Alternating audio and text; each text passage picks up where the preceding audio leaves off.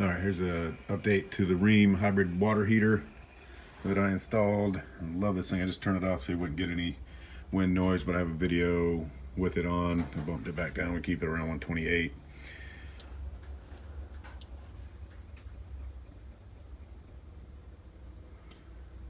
Ambient temperature 71. We finally got a cool day.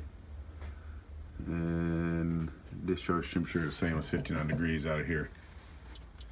So I ran the decibel meter. I'll show that, and I'll show you the new app that I really do not like. I wish they'd go back to the old app. This thing's been great. Here's a follow-up update on the review of the Rheem hybrid water heater. We're in heat pump mode here. I did the 130 to get it turned on. Still love this hot water heater. Don't like that they've updated the app. The new app is terrible. I'll show a video of that in a second, but this thing is blowing cold air.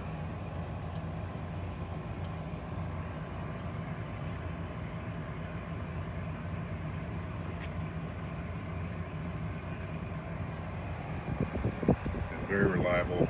I haven't had any problems. I highly recommend this thing. I'll show the decibel meter app showing how loud this is.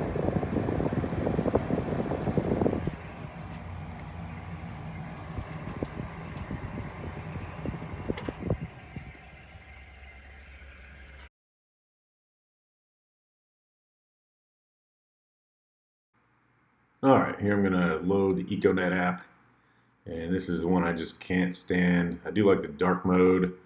We'll bring it up here. You've got the slider where you can adjust the temperature. Then to the left, you hit the little graph icon, and that shows you what you've used. And this is what I really don't like, is it's just, once it loads, before it was just a much more easy to read chart. You can see that on my other video, I'll link it. But this is just, I'm not a fan.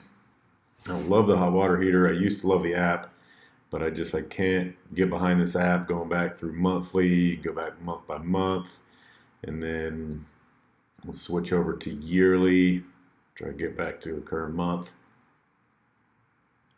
See up and down usage, basically based on when we have a teenager in the house.